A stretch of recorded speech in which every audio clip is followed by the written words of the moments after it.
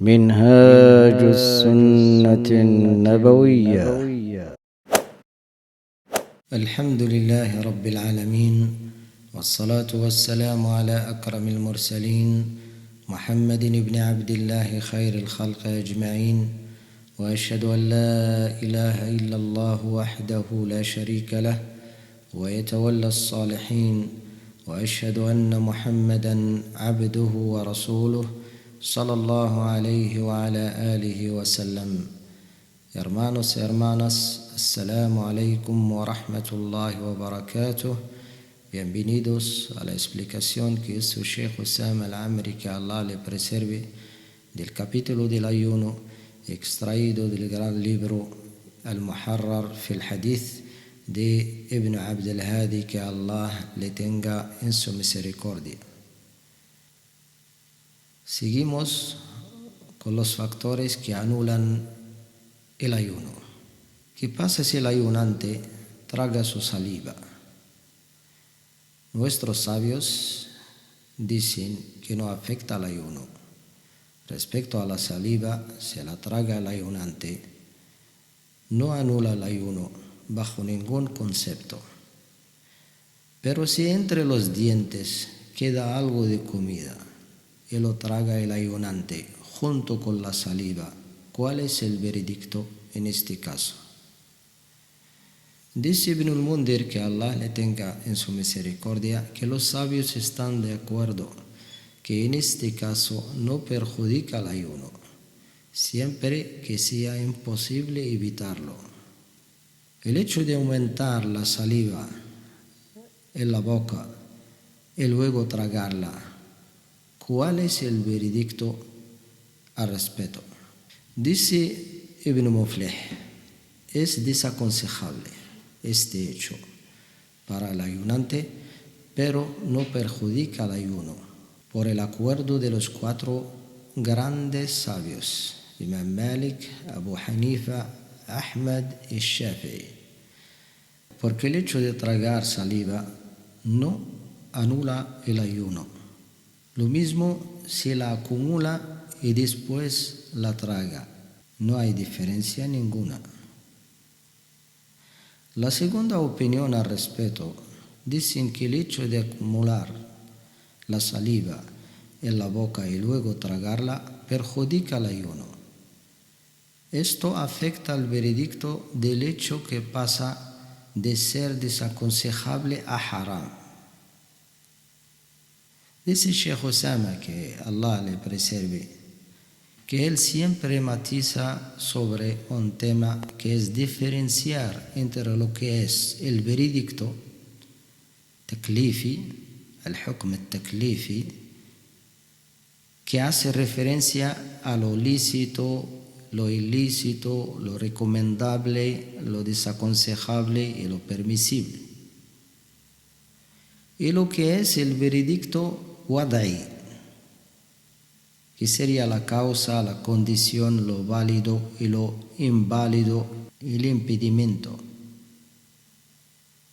Conclusión, dice Sheikh Hussam, que Allah le preserve, el veredicto correcto sería decir que el hecho es desaconsejable, pero si lo hace no perjudica su ayuno.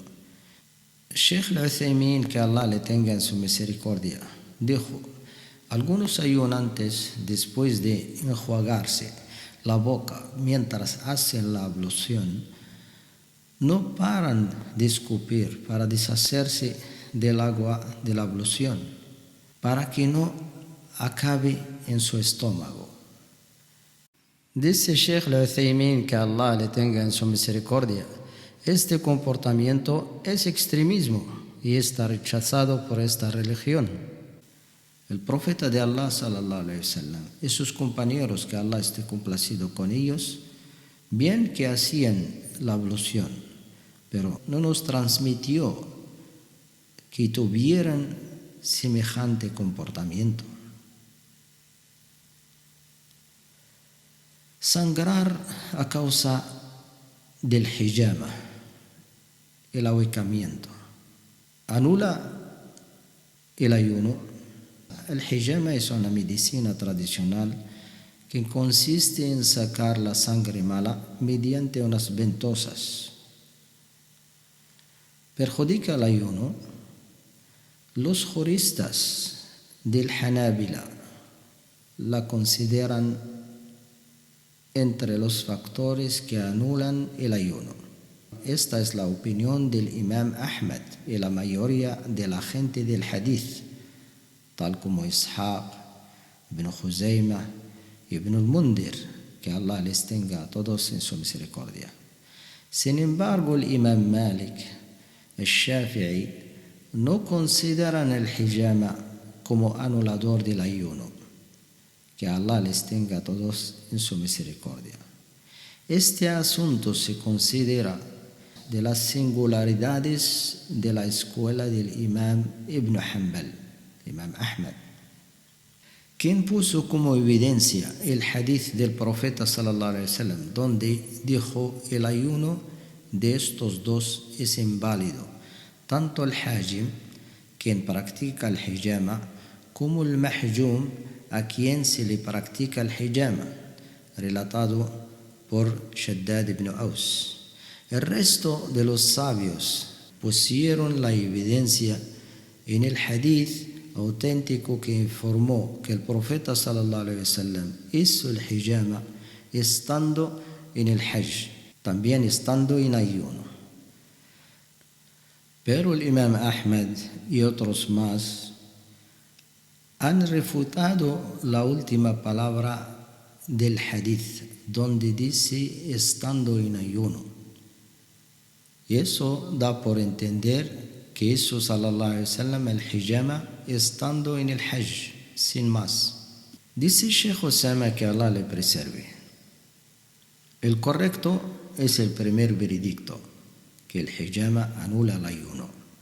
Anas, que Allah esté complacido con él, relató que Ja'far, que Allah esté complacido con él, se hizo el hijama estando en ayuno, y pasó el profeta sallallahu alaihi wasallam y dijo: estos dos han interrumpido el ayuno, quien se la aplica y también quien la aplica. Anas, que Allah esté complacido con él, se hacía el hijama estando en ayuno.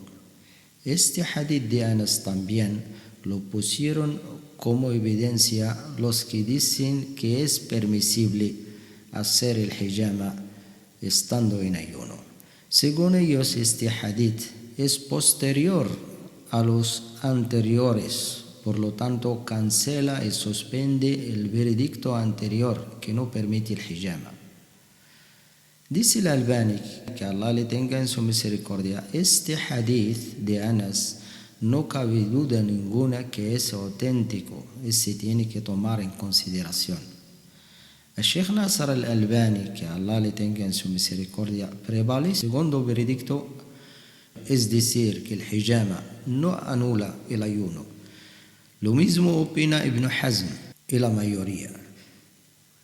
Dice Sheikh Osama: este asunto es controvertido y conozco a algunos sabios que se detuvieron en este asunto sin prevalecer ninguno de los veredictos. El Sheikh Ubaid al-Jabri, que Allah le preserve, dice que el hijama no perjudica el ayuno. Conclusión: unos dicen que el hijama no es compatible con el ayuno, de modo que se la hace el ayunante, el ayuno se anula. Otros dicen no afecta al ayuno y es permisible. Otros se abstuvieron de opinar al respecto. Hay más asuntos los cuales son veredictos y están relacionados con el veredicto del hijama. Esta discrepancia al respecto del veredicto del hijama afecta el veredicto de otros asuntos relacionados con el hijama. Donación de sangre. Este asunto está relacionado con el hijama.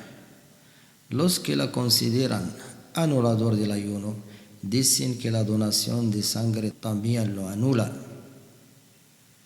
Los que no consideran la hijama un anulador del ayuno dicen que donar sangre no perjudica el ayuno. Los análisis. Respecto a los análisis, debido a la cantidad insignificante de sangre, el veredicto es unánime, incluso para los que consideran que la hijama anula el ayuno. Por lo tanto, extraer sangre para los análisis no afecta el ayuno. En caso de accidente, ¿el sangrado afecta el ayuno? Dice Sheikh Osama al-Amri, que Allah le preserve, lo correcto es que no anula el ayuno, porque es de forma involuntaria, pero si necesita medicarse, entonces habrá desayunado por la medicación y no por el sangrado. La menstruación anula el ayuno, aunque sea unos minutos antes de la puesta del sol. Dice Sheikh Osama, que Allah le preserve, hemos visto que esta religión está basada sobre la justicia y la imparcialidad. Porque uno puede decir, ¿por qué motivo se le permite a la mujer en su periodo de menstruación faltar de ayunar y no es permisible para la mujer con metrorragia? La mujer musulmana pasa por alteraciones que debilitan sus fuerzas. Por esto se le ordenó ayunar fuera del periodo de menstruación y no durante él. En cambio, la mujer con metrorragia no tiene un periodo determinado, a diferencia de la menstruación. En principio, la mujer con metrorragia ayuna, pero si el hecho de sangrar la debilita, entonces se puede romper el ayuno por enfermedad y no por el sangrado. Dice Sheikh al-Uthaymin, que Allah le tenga en su misericordia, en caso de la mujer con metrorragia y que le dura todo el año, cuando es crónico, esta debe actuar como aquel que tiene una enfermedad crónica, es decir, no ayunar y alimentar por cada día un pobre. Entre los anuladores del ayuno, la apostasia. Esta no solo anula el ayuno, sino anula todas las adoraciones. Estos factores anuladores mencionados anteriormente no anulan el ayuno sin las tres condiciones siguientes. La primera, conocimiento. Tener conocimiento que este factor anula el ayuno. Segundo, conciencia, ser consciente del acto. Tercero, la intención, hacerlo de forma intencionada. Cualquier anulador del ayuno que no reúna estas tres condiciones no anula el ayuno, no se considera un factor anulador. Conocimiento hace referencia al conocimiento legislativo y al conocimiento del tiempo. Es decir, en caso de ignorar una de estas dos cosas, su ayuno sería correcto, por lo que dijo Allah subhanahu wa ta'ala. Allah dijo: oh Allah, no nos tomes en cuenta si olvidamos y erramos. También dijo Allah subhanahu wa ta'ala el Altísimo: no tenéis culpa en aquello que hagáis por error, sino en el propósito de vuestros corazones. Allah es perdonador y compasivo. Y como evidencia de la sunna, el hadith de Adi ibn Hatim, que Allah esté complacido con él, que puso 2 hilos debajo de su almohada, uno de ellos blanco y el otro negro, para controlar el tiempo, de modo que paraba de comer y beber cuando podía distinguir entre el blanco y el negro. Y cuando informó al profeta sallallahu alaihi wasallam de este método, entonces el profeta sallallahu alaihi wasallam le dijo que tu almohada es muy amplia. Y le dijo que el significado del ayah en el Corán, del hilo blanco y el hilo negro, es la luz del día y la oscuridad de la noche en el horizonte.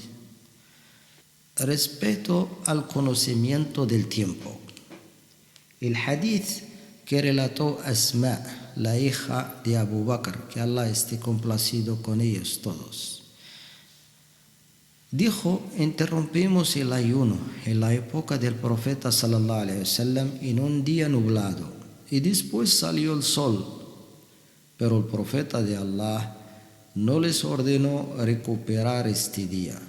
Si fuera obligatorio recuperar, lo hubiera dicho el profeta sallallahu alaihi wasallam, y si lo hubiera dicho, estaría transmitido por sus compañeros, que Allah esté complacido con ellos.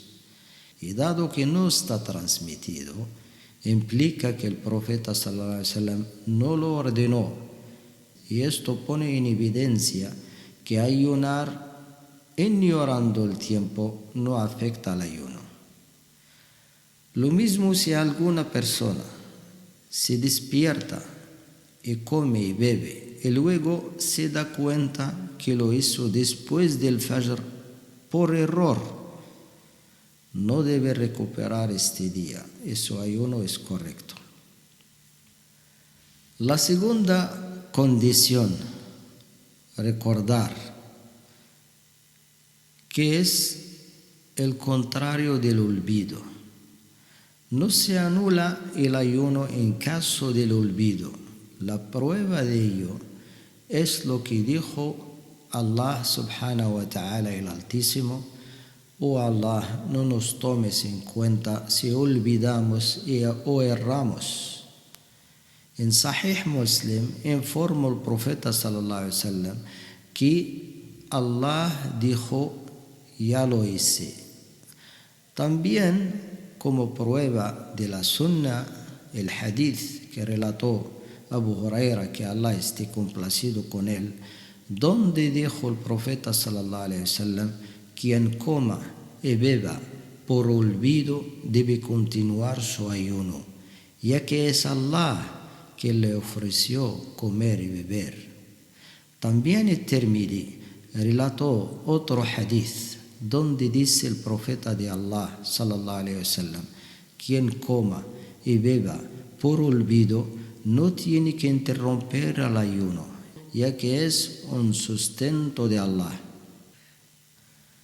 La tercera condición es la intención, de modo que si lo hace de forma no intencionada no afecta al ayuno.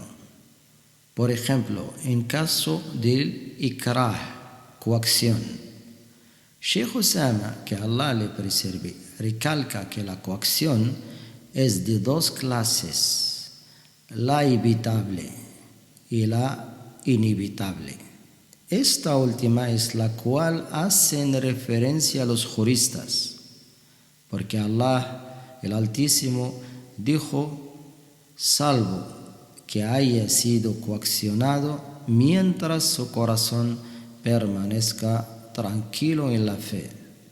Dice Sheikh Osama, que Allah le preserve, Allah perdonó el kufr de su siervo mientras éste lo hace por coacción. ¿Por qué no perdonar una acción que anula el ayuno si ésta es también bajo coacción? Y a esto le llaman nuestros sabios la comparación prioritaria, al fiqh al-awlawi. También como prueba del hadith que relató Ibn Abbas, que Allah esté complacido con él, donde dijo el profeta de Allah: ciertamente Allah perdona a mi umma lo que ésta haga por error, olvido o coacción. Dicho esto, dice Sheikh Osama, que Allah le preserve, si el ayunante debe interromper el ayuno bajo presión o coacción y lo hace para deshacerse de dicha coacción, entonces no se considera un pecado. Su ayuno es válido y no tiene por qué recuperarlo. Hermanos y hermanas, espero que os beneficiéis de este audio. Le pedimos a Allah que nos facilite otro. Assalamu alaikum wa rahmatullahi wa barakatuh.